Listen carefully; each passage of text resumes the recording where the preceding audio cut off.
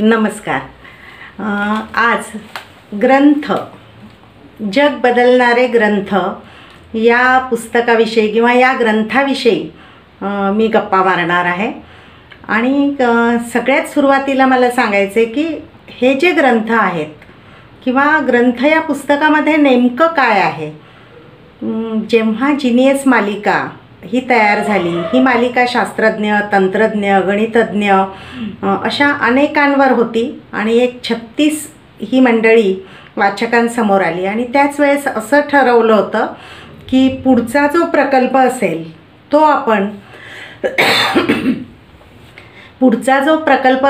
आपण ग्रंथांवर घ्यावा. कारण सुरुवातीचा जीनियस प्रकल्प हा असा होता की अशी माणसं की ज्यांनी जग बदलवलं, त्या माणसांच्या कामामध्ये, त्या माणसांमध्ये जग बदलण्याची ताकद होती. तर आता हा दुसरा प्रकल्प जो होता त्याच्यात असं ठरवलं की असे ग्रंथ निवडूयात की ज्यांनी जगावर प्रभाव गाजवला आणि इसवी सन पूर्व इथपासून ते आजपर्यंत या ग्रंथांचं महत्त्व जराही कमी झालेलं नाही आहे. म्हणजे कुठल्याही काळात गेलं तरी हे ग्रंथ तितकेच महत्त्वाचे आहेत.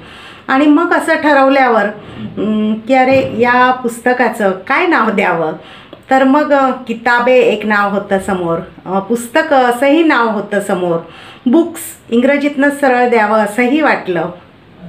कारण आधीची मालिका जीनियस, तीही जीनियस म्हणजे इंग्रजी शब्द होता.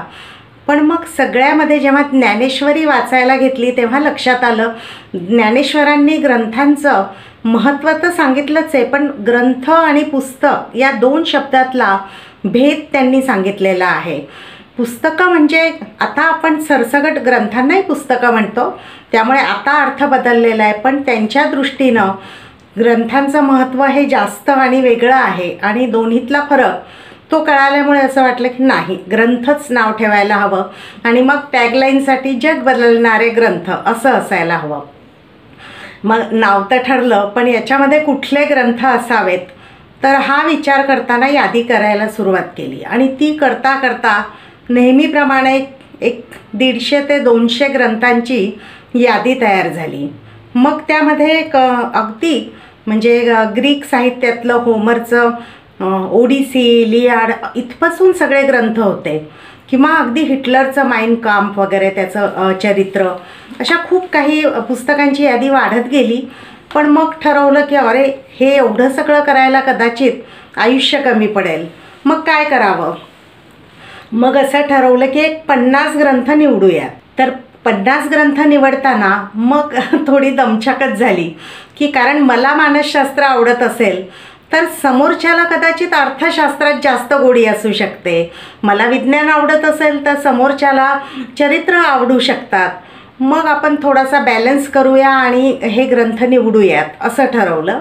आणि मग या ग्रंथामध्ये धर्मग्रंथ आहेत, अर्थशास्त्र आहे, पर्यावरण आहे, मानसशास्त्र आहे, परत तत्त्वज्ञान आहे, पर्यावरण आहे, इतकंच नाही तर मानववंशशास्त्र हे सुद्धा आहे. म्हणजे थोडक्यात सगळ्या विषयांना स्पर्श करणारे ग्रंथ या ग्रंथामध्ये सामील झाले. आणि मग एक 50ची यादी निवडता आली.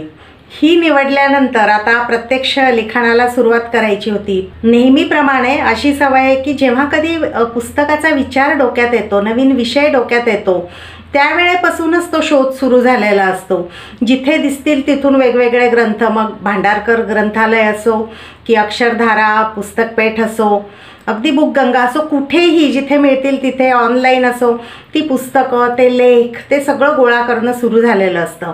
त्यामुळे या ग्रंथासाठीचं आवश्यक ते सगळं साधनसामुग्री लिखाणासाठीची जमा झालेलीच होती. आता फक्त लिहायला सुरुवात करायची होती. आणि मग भगवद्गीतेवर लिहायला सुरुवात केली.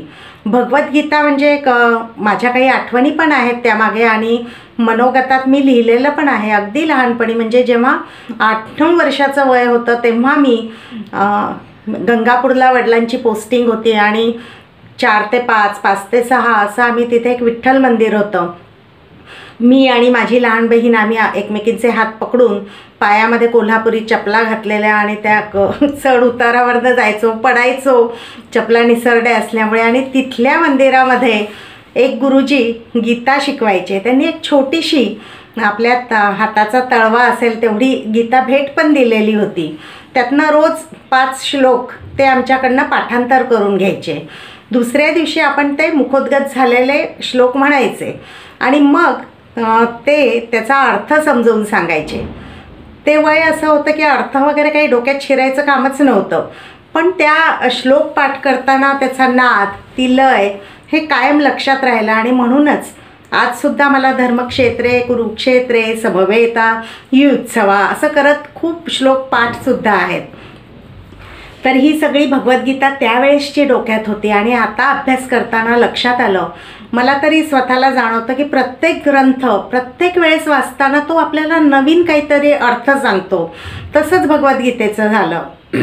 म्हणजे त्या वयातली गीता ही वेगळी कळली होती. कॉलेजमध्ये गेल्यावरही एक चिन्मय मिशनचा गट स्थापन केला होता औरंगाबादमध्ये.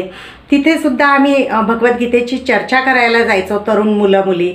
आणि मग जर सजीवांना त्रास होतो आपण एखाद्या कृतीनं, तर मग वनस्पतीसुद्धा सजीव असतात. मग नॉनव्हेज खायचं नाही तर शाकाहारी का खायचं, कारण तिथेही जीव असतो. असं करून ते वाद व्हायचे, भांडणं व्हायची आणि मग गीतेला धरून अनेक शंका कुशंका विचारल्या जायच्या चर्चा करून एकमेकांशी. तर अशा रीतीनं ही भगवद्गीता सोबत होती. चित्रपट बघितला तरी आपण बघतो की आधी त्या गीतेवर आपण इतका पवित्र धर्मग्रंथ मांडतो की आधी हात ठेवून आपण शपथ घेतो, त्या ग्रंथाचं पावित्र्य राखून म्हणतो की मी जे काय बोलेन ते खरं बोलेन. तर ही गीता काय शिकवते तर संयम शिकवते.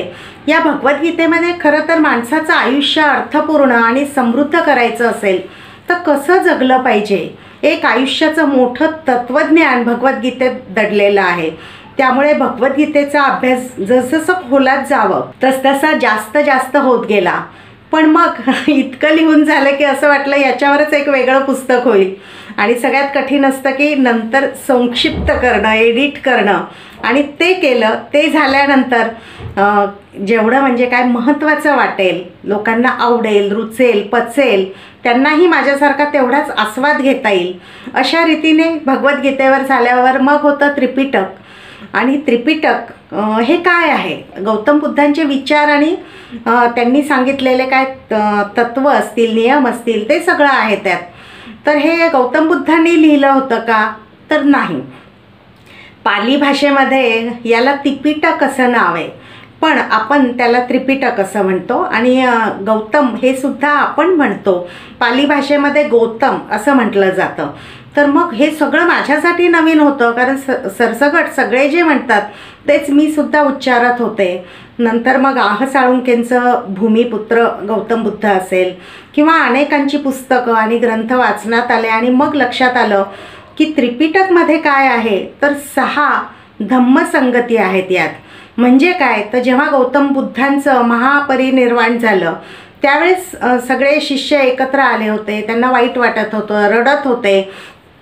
आणि काही शिष्य म्हणाले की म्हणजे आता तर बुद्ध गेले, आता आपण जे काय आहे आपल्या विचारांनी पुढे जाऊ. तेव्हा शिष्यांना म्हणजे बाकी शिष्यांना वाटलं की अरे नाही, जगण्यासाठी आपल्याला बुद्धाचे विचार घेऊनच जायला पाहिजे, नाही तर आपण आयुष्यात भरकटू, सैरभैर होऊ आणि वाहवत जाऊ कुठेतरी. आणि म्हणून मग त्यांनी 500 शिष्य एकत्र आले आणि त्यांनी पहिली बुद्ध संगती तयार केली. यामध्ये बुद्धांनी सांगितलेली प्रवचनं, विचार, जे काय होतं प्रत्येकाला जे आठवत होतं ते सगळं लिखित याच्या स्वरूपात मांडलं गेलं. आणि गंमत म्हणजे नंतर 100 वर्षांनी पुन्हा दुसरी धम्मसंगती तयार झाली. तेव्हा पण असेच 700 750 अशी शिष्य एकत्र आले. म्हणजे आपण म्हणतो ना की अपडेट करणं माहिती, तशी ती होत गेली. सम्राट अशोकाने सुद्धा ही धम्मसंगती अपडेटेड व्हावी म्हणून पुढाकार घेतला होता. आणि तेव्हासुद्धा असेच अनेक शिष्य एकत्र झाले आणि मग पहिली धम्मसंगती म्हणजे दुसरी धम्मसंगती ही अशी अपडेट होत गेली. पुढे मग आता पूर्वी जेव्हा बर्मा असं देशाचं नाव होतं, आता म्यानमार देश म्हणतो आपण, त्या देशाच्या राजाने सुद्धा पुढाकार घेतला आणि मग पुन्हा एकत्र झाले अनेक शिष्य आणि पुन्हा ती धम्मसंगती असं करत करत म्हणजे 6 धम्मसंगती तयार झाल्या आणि हे त्रिपिटक तयार झालं. आणि ते विचार, बुद्ध विचार घेऊनच अनेक अनुयायी, अनेक शिष्य आपल्या आयुष्याची म्हणजे मार्गक्रमणा किंवा प्रवास करतात म्हणूया. बुद्धाने काय सांगितलं त्रिपिटकमध्ये, बुद्धाचे काय विचार होते, तर माझं म्हणणं हे अंतिम मानू नका. आणि तुम्ही जो म्हणजे आयुष्य चालताना जो नवीन विचार आहे तो घेऊन तुम्ही पुढे जात राहा. या सगळ्या याच्यामध्ये आयुष्यामध्ये काय काय गोष्टी घडतात आणि त्या याच्यात एक सम्यक मार्ग निवडून आपण कसं पुढे जायला पाहिजे याविषयीचे विचार आहेत. आणि हा आपल्या आयुष्याला जगण्याला खूप मोठा आधार आणि काय म्हणतो आपण की आपलं जगणं सुंदर समृद्ध करणारा असा हा ग्रंथ आहे. मग नंतर बायबलचं समावेश झाला ग्रंथामध्ये. आणि मग बायबलमध्ये काय तर ओल्ड टेस्टामेंट काय, न्यू टेस्टामेंट, जोपर्यंत आपल्याला इतरांचे धर्म माहीत होत नाहीत, म्हणजे आपण तर आपल्या धर्माविषयी किती वाचतो हेही खूप कमी जणं वाचत असतील, पण इतरांचे धर्म वाचताना सुद्धा ढोबळमानानं खूप कमी माहिती असते. ती माहिती बायबल वाचताना झाली. आणि मग ज्याची काय आपण म्हणतो की येशू ख्रिस्ताचा जन्म, त्याच्या आधीचं वातावरण, त्या येशू ख्रिस्ताचे विचार काय होते आणि ते सुद्धा जगण्याविषयी काय सांगतात, हे सगळं बायबलमध्ये न्यू टेस्टामेंट आणि ओल्ड टेस्टामेंटमध्ये वाचता आलं, अभ्यासता आलं. पण धर्मग्रंथामध्ये नंतर महत्त्वाचा जो ग्रंथ आहे तो म्हणजे कुराण. आता आपण कुराण म्हणतो, पण मला अभ्यासताना लक्षात आलं की ते कुरआन असं म्हणायचं असतं त्याला. याच्यामध्ये एकच ईश्वर असं मानलं गेलेलं आहे. जसं बुद्धांनी मूर्तीपूजेला विरोध केलेला आहे तसा इथे सुद्धा कुराणमध्ये किंवा इस्लाम धर्मामध्ये एकच ईश्वर आहे आणि त्या ईश्वरालाच मानून आयुष्यातल्या गोष्टी करायच्या आहेत. आणि गंमत म्हणजे कुराणाचा अभ्यास करताना लक्षात आलं, अरे आपले किती गैरसमज असतात एखाद्या धर्माविषयी, आणि ते सगळे गैरसमज धडाधड कोसळून पडले. कारण स्त्रियांचे हक्क, त्यांचे अधिकार, त्यांचं स्वातंत्र्य, कर कसे असले पाहिजे, व्यापार कसा केला पाहिजे, मद्याविषयी की ते कसं निषिद्ध असलं पाहिजे, अनेक गोष्टी मला कुराण अभ्यासताना लक्षात आल्या. आणि हा ग्रंथ किती महत्त्वाचा आहे हे कळलं. तर धर्मग्रंथांचा अभ्यास करताना ते एकत्र आले. पण ग्रंथ या पुस्तकामध्ये असे विषयानुरूप ग्रंथ आपण एकेका विभागात असे नाही केले. म्हणजे असं वाटलं की थोडा एकसुरीपणा जाणवेल आणि कदाचित वाचक म्हणजे कंटाळतील, तर आपण असं नको करूया. आपण अनुक्रमणिका किंवा ग्रंथांची मांडणी करताना ती काळानुरूप करूयात. काळानुरूप मांडणी जर केली तर काय होईल की म्हणजे आज जे काय घडलं आहे ते साधारणतः 100 वर्षांनी त्या विषयामध्ये काय बदल झाला आहे, त्यावेळेसची सामाजिक परिस्थिती, त्यावेळेसची सांस्कृतिक परिस्थिती, मानसिकता या किंवा प्रगती या सगळ्या दृष्टीनं आपल्याला अंदाज घेता येतो. आणि म्हणून मग काळानुरूप ते ग्रंथ येत गेले. यामध्ये धर्मग्रंथांबरोबर जसं म्हटलं होतं की अर्थशास्त्र आहे, की लोककल्याणाचा विचार करणारा ॲडम स्मिथ, किंवा त्याही आधी म्हणजे कौटिल्याचं अर्थशास्त्र म्हणतो आपण. हा कौटिल्य म्हणजे आर्य चाणक्य यांनी सुद्धा म्हणजे त्या काळामध्ये राजाने कसा प्रजेशी व्यवहार केला पाहिजे, प्रजेचं हित कसं जपलं पाहिजे, कर कशा प्रमाणात लादले पाहिजेत, अनेक गोष्टी त्याच्या ग्रंथामध्ये होत्या. आणि मग पुढे ॲडम स्मिथपासून ते माल्थस, फ्रीडमन, स्टिग्लिट्स अनेक जे अर्थशास्त्रज्ञ येत गेले.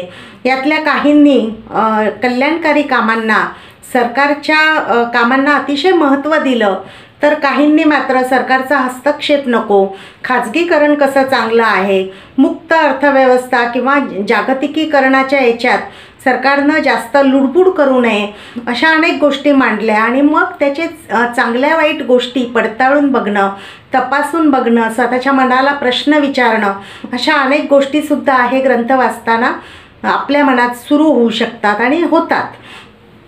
अर्थशास्त्रानंतर मानसशास्त्र हा तर मला वाटतं की आपल्या आयुष्याच्या इतक्या जवळचा विषय आहे की आपण मला हा विषय आवडत नाही असं कोणीही म्हणायचं धाडसच करू शकत नाही.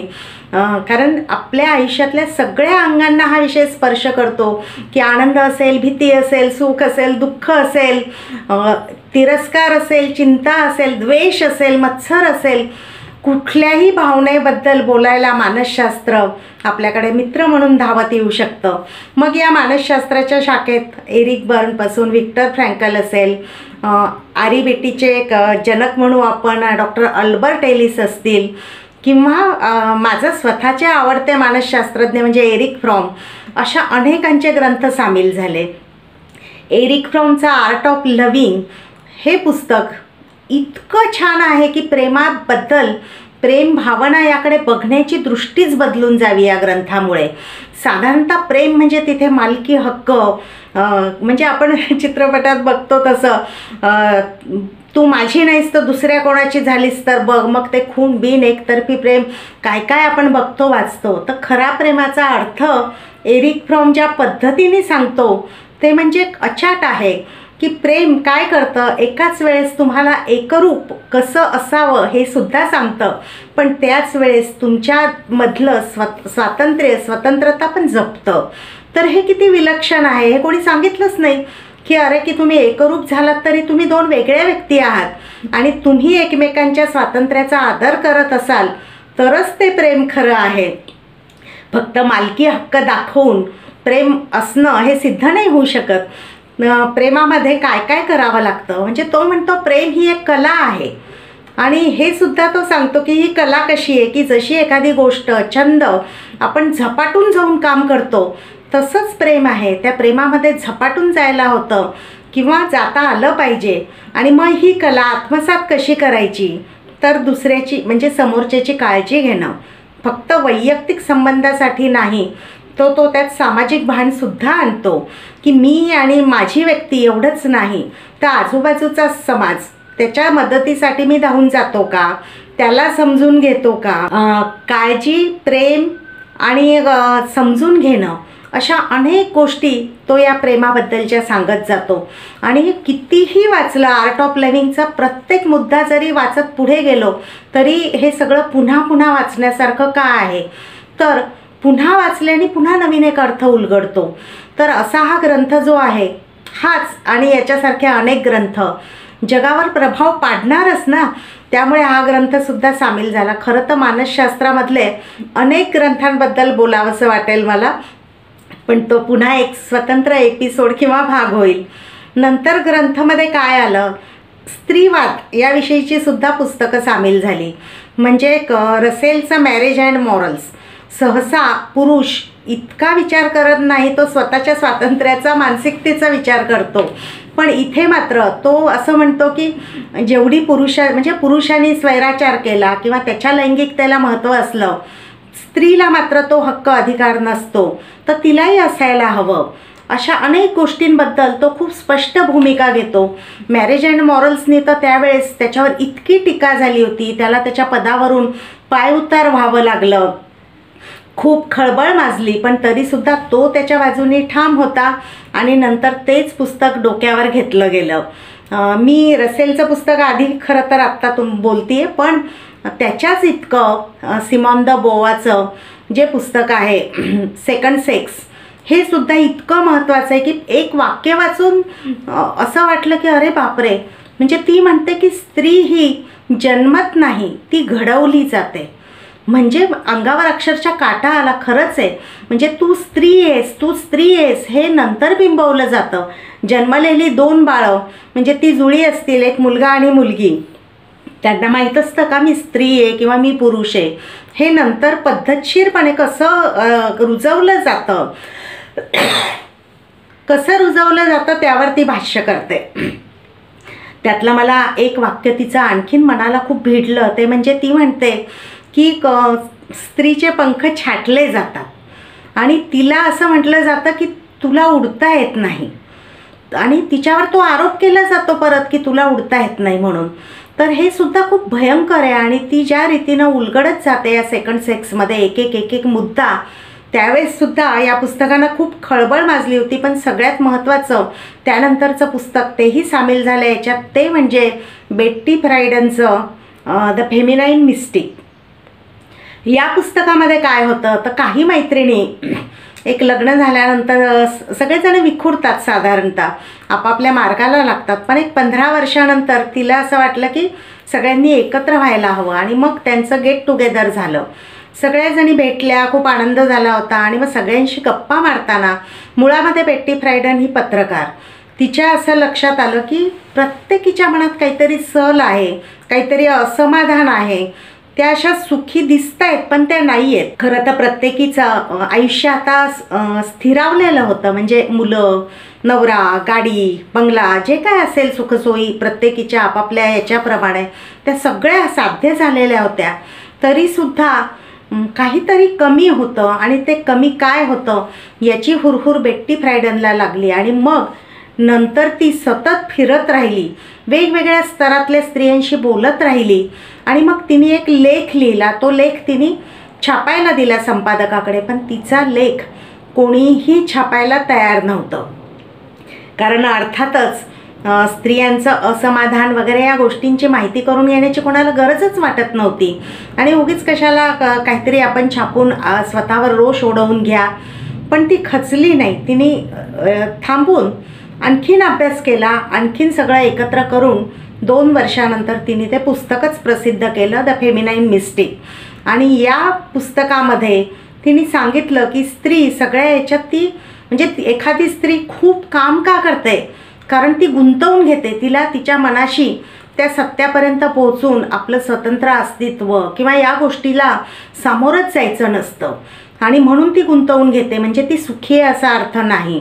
आणि मग ती असमाधानी का आहे हे पण तिने त्या पुस्तकातून सांगितलं की तिचं अस्तित्व जोपर्यंत तिला समोर येत नाही, त्या अस्तित्वासाठी काही करता येत नाही, तोपर्यंत तिच्या मनात स्वतंत्र व्यक्ती म्हणून आपण जगत नाही, तो सल राहणारच राहणार. बेट्टी फ्रायडनच्या पुस्तकाने पण अशीच खळबळ वाजली. विशेष म्हणजे स्त्रियांनीच तिच्यावर टीका केली की हे काय लिहिलं आहे. पुरुषांनी म्हटलं की, मोठमोठ्या लोकांनी म्हटलं की तू काय म्हणजे लोकांचे सुखात चाललेले संसार उद्ध्वस्त करणारी आहेस का वगैरे वगैरे. पण ती डगमगली नाही, झुंजार पत्रकार होती आणि हे पुस्तक नंतर अर्थातच खूप गाजलं, आजही गाजतंय ते पुस्तक. आणि नंतर या चळवळीचं फलित म्हटलं तर समान वेतन कायदा लागू झाल्यानंतर तर अशा अनेक गोष्टी या पुस्तकानं घडल्या, ज्याला आपले स्वतःची, ज्या स्त्रीला किंवा पुरुषाला स्त्रीच्या अस्तित्वाबद्दल जाणून घ्यायचं असेल, स्त्री म्हणजे काय आहे हे जाणून घ्यायचं असेल तर द फेमिनाईन मिस्टिक हे जरूर वाचायला पाहिजे. आणि म्हणून ते सुद्धा याच्यात सामील झालं. आपल्या आयुष्यामध्ये आपलं आयुष्य ज्या पायावर उभं आहे असा एक महत्त्वाचा ग्रंथ म्हणजे कामसूत्र. आज आपण सेक्सकडे किंवा लैंगिकतेकडे किंवा या गोष्टींकडे थोडंसं मनामध्ये आपल्या टाबू असतो. आपण आपल्या घरातल्या टिपॉयवर एखादी म्हणजे भगवद्गीता ठेवतो, विनोबांचं काहीतरी ठेवू आपण, पण आपण सेक्स संबंधीचं पुस्तक ठेवत नाही. मुलं तरी बघतील, येणारा बघून काय समज करून घेईल आपल्याबद्दल, अशा अनेक विचार आपल्या मनात असतात. पण जेव्हा कामसूत्र वाचलं, अभ्यास केला, तेव्हा लक्षात आलं, अरे हा तर आपल्या जीवनाचा पाया आहे. आपलं जीवन सुखी आणि समाधानी व्हायचं असेल तर प्रत्येकानं कामसूत्र वाचलंच पाहिजे. मुळामध्ये ग्रंथामध्ये ना पुस्तकं, त्या पुस्तकाचा गाभा काय आहे, पुस्तकामध्ये काय आहे त्या, आणि त्याचबरोबर ज्याने लिहिलं आहे त्या ग्रंथकर्त्याची, त्या पुस्तकाच्या लेखकाची माहिती, त्याचं जगणं, कारण कशा परिस्थितीत कुठल्या विचारातून ते लिहिलं हे खूप महत्त्वाचं होतं. आणि तसं कामसूत्र लिहिताना वात्सायनाचं आयुष्य नेमकं काय होतं हे सापडायला थोडंसं कठीण गेलं, पण नंतर तेही सगळे डॉक्युमेंट्स सगळं गोळा करता आलं आणि मग वात्सायनाचा प्रवास पण टिपता आला. आणि मग असं लक्षात आलं, इसवी सन पूर्व किंवा त्या काळामध्ये किती प्रगल्भता होती आपल्या समाजात. म्हणजे राजाच्या दरबारामध्ये याच्यावर सेक्सवर बोलताना जसे अनेक देशोदेशीचे पंडित परिषदांना येत, तशा त्यामध्ये स्त्री विदुषीसुद्धा सामील होत, त्यासुद्धा आपली मतं व्यक्त करत आणि वादचर्चा म्हणजे मुक्तपणे, काय आपण आज अभिव्यक्ती स्वातंत्र्य म्हणतो, कोणी काहीही बोलू शकायचं, त्या सगळ्या काय म्हणतो मर्यादा सांभाळून. यामधले मला आणखीन एक विचार आवडला त्यात, की जसं तारुण्याच्या अवस्थेत प्रवेश केला आहे आणि आता गृहस्थाश्रम स्वीकारायचा आहे, त्यावेळेस वडील स्वतःच्या त्या मुलाला गणिकांच्या त्या याच्यात घेऊन जायचे नगरीमध्ये किंवा त्यांच्या वस्तीमध्ये, आणि त्यांना खूप आदराचं आणि महत्त्वाचं स्थान होतं त्यावेळेस समाजात. समाज घडवणाऱ्या महत्त्वाच्या व्यक्ती म्हणून त्यांच्याकडे बघितलं जायचं. आणि मग हे वडील मुलाला जेव्हा घेऊन जायचे तेव्हा ती आपल्या सगळ्या याच्यातनं त्याच्या अंगकाठीला, त्याच्या स्वभावाला, त्याच्या सगळ्या गोष्टींना अनुरूप होईल अशी एखादी मुलगी निवडायची तिच्या सगळ्या मुलींमधून, आणि त्या मुलीबरोबर याचं 1.5-2 जे काय वास्तव्य ठरायचं, त्या वास्तव्यामध्ये गृहस्थाश्रम काय असतो हे ती मुलगी याला धडे द्यायची, शिकवायची. पूर्ण तयार झाल्यावर हा परत येऊन याचं लग्न व्हायचं या मुलाचं. तर वात्सायनाने म्हटलेलं आहे की लैंगिक शिक्षण हे फक्त पुरुषाचं किंवा मुलाचं असता कामा नये, तर मुलींनासुद्धा हे शिक्षण द्यायला पाहिजे, दोघांना बरोबरीनं द्यायला पाहिजे. आणि त्याच्यावर आपल्या आयुष्याचा पाया असल्यामुळे ते खूप महत्त्वाचं आहे. साधारणतः कामसूत्र म्हटलं की आपल्याला असं वाटतं की फक्त काम याच्याबद्दलच या ग्रंथामध्ये असेल, पण तसं नाही आहे. तर आयुष्यात जगताना ज्या ज्या गोष्टी येतील पुढे, व्यवहार येतील, नातेसंबंध येतील, खूप गोष्टींबद्दल त्याच्यात उहापोह केलेला आहे. आणि म्हणून कामसूत्र हे प्रत्येकाने वाचायलाच हवं. त्याचासुद्धा आस्वाद अर्थातच या ग्रंथामध्ये आहे. आणि मग अनेक अशी पुस्तकं आहेत पुढे की पर्यावरणाबद्दल जसं मी म्हटलं, तसं मानववंशशास्त्राबद्दल म्हटलं की सेपियन्स युवाल नोहा हरारीचं अगदी सुरुवातीला ते हिब्रू भाषेत, कारण ते हिब्रू भाषेचे प्रोफेसर आहेत, त्यामध्ये प्रसिद्ध झालं. आणि मग मानवाच्या त्या उत्क्रांतीपासून वेगवेगळे गट कुठे कुठे स्थलांतर झाले, कुठे टिकले, शेती कशी सुरू झाली, शेतीनंतर काय काय घडलं, असं करत करत करत आजपर्यंत येऊन मानवाची प्रगती कुठपर्यंत झाली आहे. त्यामध्ये अनेक गोष्टींबद्दल चर्चा झालेली आहे की म्हणजे परिणाम काय, त्याच्यातले दोष काय, त्या व्यवस्थेमधले कुठे चुका होत आहेत आपल्या, कुठे नाही होत आहेत, असं करत हा प्रवास अधोरेखित केलेला आहे. मला इथे सांगायला मुद्दाम सांगावंसं वाटेल की सेपियन्स येण्याआधी जवळपास 10 वर्ष आपल्या महाराष्ट्रातले नागपूरचे नंदा खरे यांनी कहाणी मानव प्राण्याची हा ग्रंथ लिहिलेला आहे. त्यामध्ये आणि सेपियन्समध्ये काहीही विशेष फरक नाही, पण भाषेचा जो आहे की मराठीमध्येच असल्यामुळे तो अख्ख्या जगभर पसरू शकला नाही. मराठी भाषिकच वाचतायत. हा ग्रंथ कदाचित सगळ्या भाषांमध्ये झाला असता तर सेपियन्सच्या आधी, जसं जगदीशचंद्र बोसबद्दल मी नेहमी म्हणते की मार्कोनीच्या आधी रेडिओचा शोध किंवा अशा गोष्टींचं पेटंट आपल्या नावाने असलं असतं, पण जगदीशचंद्र बोस यांना पेटंटचं महत्त्व म्हणण्यापेक्षा सर्व लोकांच्या कल्याणाचा विचार डोक्यात होता. आणि त्यांनी जसं म्हणजे मार्कोनीनं व्यावहारिक ज्ञान ठेवून ते पेटंट घेतलं, तसं जगदीशचंद्रांचा विचारच नव्हता. तसंच मला नेहमी सेपियन्स आणि कहाणी मानव प्राण्याची या 2 ग्रंथांकडे बघून जाणवतं. तर हे सगळे ग्रंथ जे आहेत याच्यात मला ॲरिस्टॉटलचं वर्क्स हे सुद्धा हा ग्रंथ आहे. आणि त्यात ॲरिस्टॉटलने म्हटलेलं एक वाक्य खूप आवडतं. तो म्हणतो, जेवढं आपल्याला कळत जातं असं वाटतं, जेवढं आपल्याला कळत जातं असं वाटतं, तेव्हा आपल्याला हेही कळतं की आपल्याला अजून काहीच कळालेलं नाही आहे. यामध्ये गॅलिलिओचा डायलॉग हा सुद्धा ग्रंथ आहे. आणि गॅलिलिओला आपण आधुनिक विज्ञानाचा पितामह असं म्हणून ओळखतो. मला डायलॉगचा अभ्यास करताना सारखं गॅलिलिओ आणि बुद्ध यांच्यामधलं साम्य दिसत होतं. म्हणजे जसं बुद्ध म्हणतो की मी सांगतो, किंवा कोणी म्हणतं म्हणून ते खरं आहे असं समजू नका, ते सत्य आहे म्हणू नका. आणि गॅलिलिओ तेच म्हणत होता. गॅलिलिओ म्हणायचा की मी म्हणतोय म्हणून नाही, तुम्ही त्याची सिद्धता बघा, तपासा, पडताळून बघा, का म्हणून थांबू नका, का हा प्रश्न विचारून थांबू नका, तर लगेच कसं हा प्रश्न विचारा. तर या डायलॉगचं मध्ये खरं तर हे नाव ग्रंथाचं इतकं मोठं आहे, लांबलचक आहे मारुतीच्या शेपटीसारखं, की ते सुटसुटीत डायलॉग एवढं लक्षात आपण ठेवलं तरी बस आहे. याच्यातसुद्धा आईन्स्टाईनचा रिलेटिव्हिटी ग्रंथ आहे, न्यूटनचा प्रिन्सिपिया आहे. न्यूटन तर जिनियसमध्ये पण आपण वाचलं असेल, ऐकलं असेल स्टोरी टेलवर, की न्यूटन हा अतिशय विचित्र आणि विक्षिप्त माणूस होता. आणि ज्यावेळेस त्यांनी प्रिन्सिपिया हा ग्रंथ लिहिला, गतीच्या नियमांबद्दल लिहिलं, गणितातले अनेक गोष्टी त्यात सामील झाल्या होत्या. त्यावेळेस तो विचित्रण विक्षिप्त असल्यामुळे त्याने ठरवलं की सोपं नको करायला. सोपं केलं तर अनेक जण त्रास देतील आणि नाही ते शंका कुशंका येऊन विचारतील आपल्याला, आणि त्याला ते लोकांमध्ये राहणं, लोकांशी गप्पा मारत बसणं हे अजिबात आवडायचं नाही. त्यामुळे त्यांनी तो खूप क्लिष्ट आणि किचकट करून ठेवला की फक्त एखाद्या विद्वानालाच तो समजेल असा. आणि मग लोक तर तो जाताना म्हणायचे सुद्धा, अनेक कॉलेजचे विद्यार्थी किंवा लोक, की तो माणूस चाललेला आहे ना, काही समजत नाही ना ज्या ग्रंथातला, तो ग्रंथ त्यांनी लिहिलेला आहे असं बोललं जायचं त्याच्याबद्दल. त्याला त्याचं काहीच वाटायचं नाही.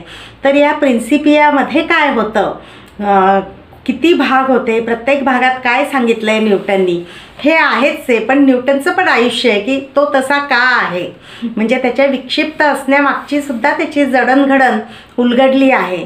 इथे मला अजून सांगावंसं वाटतं की हाच प्रिन्सिपिया नोबेल पारितोषिक विजेते आपले भारतीय शास्त्रज्ञ चंद्रशेखर यांनी याच प्रिन्सिपियाचा, म्हणजे अगदी त्यांचा आयुष्य शेवटाकडे जात असताना हा प्रिन्सिपिया पुन्हा सोप्या भाषेत हा ग्रंथ लिहिला. त्यामुळे न्यूटनचा प्रिन्सिपिया सगळ्यांना समजेल अशा भाषेत आणण्याचं काम एका भारतीय शास्त्रज्ञानं केलेलं आहे. ही खूप अभिमानाची गोष्ट आहे आणि हे सगळं अभ्यासताना कळलं आहे हे आणखीन विशेष.